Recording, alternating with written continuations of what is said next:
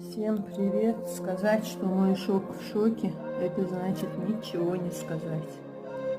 Вылила сок типа натуральный в такую чашку. Тут плавают какие-то гусеницы. Потом думаю, что же трясется в коробке на дне. Разрезала, посмотрите на эту гадость. Вот чем нас травят. Что мы кушаем и пьем. Откуда у нас будет здоровье. Это 200% правда. Смотрите, даже руками трогать брезгую. Не знаю, грибок это или что это. Как раньше были чайные грибы, но это вообще и плесень тут.